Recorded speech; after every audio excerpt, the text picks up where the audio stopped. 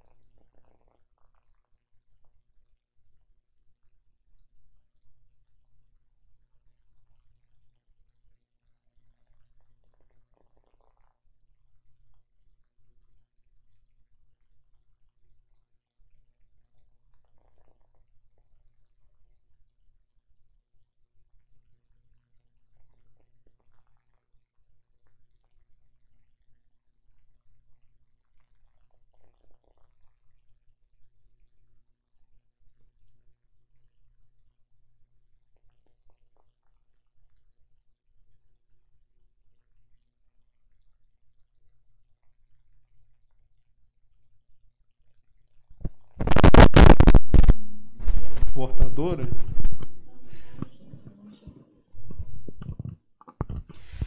Olá, boa tarde a todos que estão acompanhando a TV Paraguaçu. Tivemos um probleminha aqui com o nosso áudio, mas já foi normalizado. Estamos recebendo hoje aqui na TV Paraguaçu o advogado e escritor Vicentônio Silva, ele que acaba de lançar o romance Enfermaria 17 e veio contar pra gente um pouquinho a respeito dessa obra. Vicentônio, mais uma vez, seja bem-vindo à TV Paraguaçu. Agora o nosso áudio foi restabelecido. Eu gostaria que você falasse um pouquinho aí a respeito de Enfermaria 17, o que conta essa história. Boa tarde, Denise. Boa tarde, equipe técnica. Boa tarde, os telespectadores e telespectadoras da TV Paraguaçu, especialmente o pessoal daqui de Paraguaçu, de Maracaí e de Assis, que é a região onde a gente atua. Esse livro conta a história minha e da minha avó. No fim de 2016, começo de 2017, o câncer que já se alastrava na saúde da minha avó, ele tomou proporções mais graves, mais severas, e mais ou menos um pouco antes do Carnaval de 2017, em viagem de férias ao estado da Paraíba, a minha mãe e meu primo Alan me ligaram várias vezes falando que minha avó tinha sido internada e que provavelmente não ia ter mais nenhuma possibilidade de ela regressar. Então ela ficou internada mais ou menos entre fevereiro e julho de 2017 e durante todo esse período ela foi alimentada por sonda, ajudada por todo mundo que estava naquela enfermaria. Então meu pai foi lá, passou 30 dias com ela, se despediu da mãe e quando ele voltou eu fiquei uma semana com ela. E quando a gente pensa na questão de enfermaria e a gente lembra dos hospitais de maneira geral do país, a gente já fica desesperado, porque a gente tem a impressão de que o avô, a avó, o filho, a filha, a mãe, enfim, o ente querido está, digamos assim, aprisionado num local de tristeza. E a gente ficava o tempo inteiro pensando na possibilidade de transferir a minha avó para um apartamento, para ela ter mais conforto. Mas se ela tivesse sido transferida para um apartamento, o período que eu passei lá, o período que meu pai passou lá, provavelmente a gente teria morrido antes dela. E é justamente nessa enfermaria, onde na época existiam 10 pessoas acamadas, que a gente passou a refletir, passou a analisar tudo aquilo que é importante na nossa vida. E todo aquele pessoal que estava ali, era um pessoal que se ajudava, que conversava, que brincava, que chorava junto, que se manifestava a respeito de vários problemas da vida. E muitas vezes a gente acha que tem um problema grande, um problema grave, mas quando você conversa com outras pessoas, você olha para você e diz, olha, como eu sou uma pessoa de sorte. E esse livro é justamente para analisar toda essa perspectiva que a gente teve durante esse período e para dizer como eu tive sorte, tenho sorte de ter sido neto da minha avó Isaura. Por uma história pessoal, particular, então, você conseguiu transformar num romance aí que está à disposição de quem tiver interesse em conhecer essa história. Exatamente. Outros livros precederam, né, essa questão das nossas relações. A gente pensa, por exemplo, no Filho Eterno do Cristóvão Teza, no Herança de Maria do Domingos Pellegrini, do Pai do João Silvério Trevisan, que foi bastante premiado, o livro do Cristóvão Teza também. A gente pensa no Quase Memória do Carlos Heitor Comini, que conta a história dele com o pai. Pensa, de maneira geral, do Enquanto a Noite Não Chega, do Josué Guimarães, que vai falar sobre a velhice, sobre a morte, sobre as possibilidades de vida e de aprendizagem. Então, quando a gente tem esse leque de autores monstruosos, digamos assim, consagrados, grandiosos, que abrem caminho para a gente entender qual é a relação que a gente tem com o pai, com a mãe, tudo parece que fica aos poucos mais claro. A gente vai lendo isso durante 10, 15, 20 anos e num determinado momento parece que todas as peças do quebra-cabeça elas vão se ajustando e vão criando toda uma imagem que a gente não tinha. E eu acho que essa parte, principalmente quando a gente chega ao fim da vida, a gente não pensa, por exemplo, se a gente conseguiu fazer doutorado ou mestrado, se conseguiu ficar milionário ou bilionário. A gente pensa nas pequenas coisas. Como diz o crítico literário Antônio Cândido, nas coisas miúdas da vida. E essas coisas miúdas da vida são as relações que nós temos com os nossos filhos, com os nossos pais, esposa, esposo, amigos, colegas de profissão. Porque você não lembra o carro de R$500 mil que você tem. Você lembra da viagem que você fez. Então não adianta você ter um carro. Adianta você ter um carro desde que você tenha um destino e saiba para onde você quer viajar. Então, a Enfermaria 17 é justamente essa possibilidade que a gente tem de refletir sobre tudo aquilo que a gente fez e como a gente poderia ter feito diferente. Principalmente porque nesse mundo pós-moderno que a gente vive, a gente tem várias obrigações, várias responsabilidades. A gente acorda conectado, a gente almoça conectado, a gente vai dormir conectado, chega sexta, sábado e domingo, que seriam uns dias de maior repouso. A gente não repousa porque a gente está conectado o tempo inteiro, seja pelas redes sociais, pelos e-mails, pelo Zap, ou por qualquer outro tipo de aplicativo, e no fim das contas a gente acaba dedicando pouco tempo para as coisas e para as pessoas que realmente importam. O cronista Rubem Alves ele fala uma coisa muito interessante. Ele diz que ele tinha milhares de livros na biblioteca dele. E quando ele chega aos 70, 80 anos, ele diz, olha, não dá para ler todos os livros. Então vou ter que começar a escolher os livros que eu quero ler nesta vida. Não dá para ouvir todas as músicas. Então tenho que escolher as músicas para poder ouvi-las 10, 15, 30, 50 vezes. Porque a vida ela é feita de escolhas. E muitas vezes a gente está tão atribulado no nosso dia a dia que a gente deixa de lado a reflexão e vai vivendo, sem conseguir escolher, sem conseguir dar prioridade para aquilo que realmente é importante em nossa vida. Agora, Vice Antônio, como eu disse no início da nossa entrevista, você é advogado, você atua em toda a região, como você disse, e conta pra gente um pouquinho, então, de como começou o seu processo de escrita e também da sua carreira como escritor. Você já tem outras obras publicadas, né?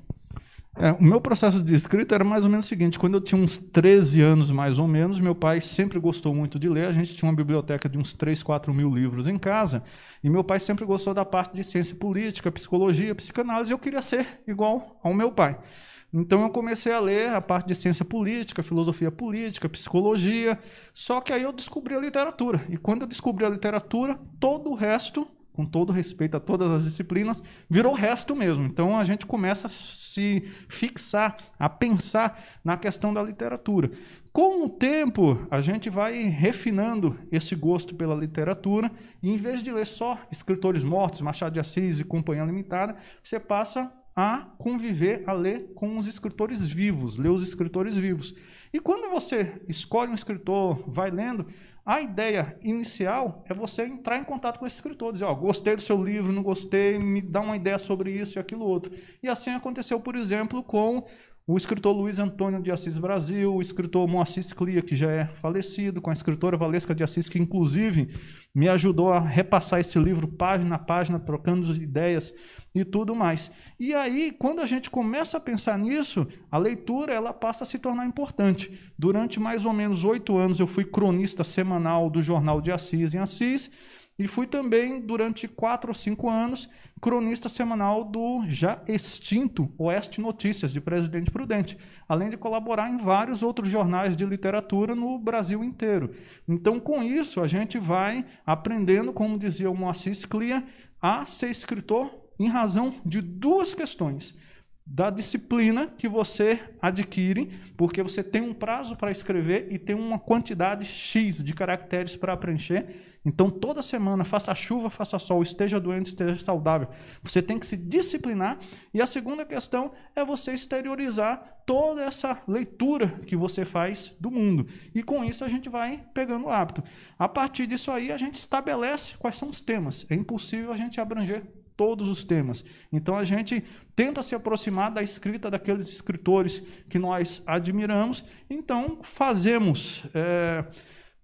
tentamos mais ou menos estabelecer os gêneros e construir narrativas, construir enredos a partir dessas perspectivas aí que vão se estabelecendo. E claro, além da Valesca de Assis, só para citar os paraguaçuenses, além de outros lugares, me ajudaram na leitura, na revisão, no debate desse livro o professor Adalto Elias Moreira, que é daqui de Paraguaçu, o professor Roni Farto Pereira, que é catedrático da Unesp também aqui de Paraguaçu, o doutor Osmar Soares Coelho, que é advogado aqui, a doutora Isabela Cristiano Fernandes, que é advogada daqui, a doutora Josete Alves de Menezes, que é advogada aqui, e o Osair Campos de Lacerda, que é poeta e também aqui de Paraguaçu Paulista. Então, quando a gente gesta um livro, a gente escreve e submete isso para 10, 15, 5 leitores. Os erros, como eu ressalto ao fim, são nossos. Mas se houve alguma vitória, é uma vitória coletiva, porque todo mundo deu palpite, todo mundo opinou, todo mundo apontou o que a gente precisava fazer. A teimosia, às vezes, não deixa a gente mudar. Mas o importante é justamente a gente ter esse diálogo, porque quando a gente escreve um livro, a gente não está escrevendo só a nossa história. A gente está levando a história de várias outras pessoas. Quem tiver interesse em adquirir Enfermaria 17, como é que faz? Pode adquirir diretamente pelo e-mail da editora, que é jasvens@yahoo.com. É só fazer um pedido lá, que aí é tudo despachado. Aqui em Paraguaçu Paulista, foram doados 50 livros para o Centro Espírita Paz, do qual também sou membro, e estão sendo vendidos para esse dinheiro ser revertido para o Centro Espírita Paz. Em Presidente Epitácio foram doados 50 exemplares para a PAI de Presidente Epitácio, também pode ser comprado lá. Em Assis foi doado para a escola de samba Unidos da Vila Operária, que também pode ser comprado lá, e vão ser doados também 50 exemplares para a Associação de Pais e Mestres da ETEC Pedro da Arcádia Neto, Popular Industrial, que também vai ser revertido para a Associação de Pais e Mestres da escola para conseguir desenvolver isso aí. Então, preferencialmente, adquirir dessas entidades que receberam os livros, e depois, se não conseguir, é só entrar em jasvens@yahoo.com e mandar e-mail para a editora, e aí vão ser dados os trâmites necessários para envio, pagamento, entrega do livro. E, Vicentônio, existe aí a expectativa de uma nova obra?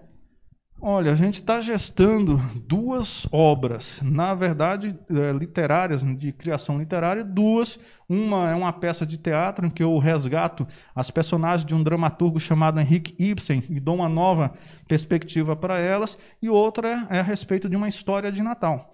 No campo da crítica literária, juntamente com outros pesquisadores, porque eu fiz doutorado em literatura e também atuo nessa área, a gente, em 2018, publicou um livro sobre as representações do feminino na obra do escritor Moacir Sclia, publicado pela Eduel, editor da Universidade Estadual de Londrina.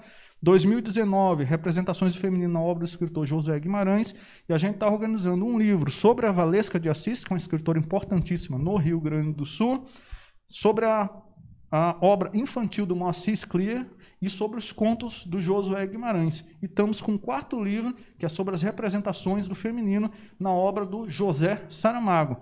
Então, a gente está com tudo isso aí sendo desenvolvido, ao mesmo tempo que a gente advoga, dá aula, também é aluno e vai desenvolvendo todas as atividades. E quem quiser acompanhar seu trabalho como escritor, existe alguma página, algum site? Olha, a gente está com contato diretamente no Facebook. É um nome único, Vicentônio, colocou no Facebook, vai aparecer lá. É lá que a gente troca ideia, faz entrevista, troca contato, troca experiências. O Facebook hoje ele ajudou bastante. O Google Meet, entre outras ferramentas, ajudaram bastante a gente ter essas reuniões virtuais, essa conversa, esse diálogo e essa troca de experiências. Tá aí, nós conversamos com o advogado e escritor Vicentônio Silva, que acaba de lançar o romance Enfermaria 17, disponível aí para quem tiver interesse em uma boa leitura. Muito obrigada por sua participação aqui na TV Paraguaçu. O espaço está sempre aberto. Eu agradeço, Denise, agradeço aqui a equipe técnica e agradeço a todos os telespectadores e as telespectadoras. Muito obrigado pelo espaço, pela divulgação do livro. Muito obrigada e uma boa tarde a todos.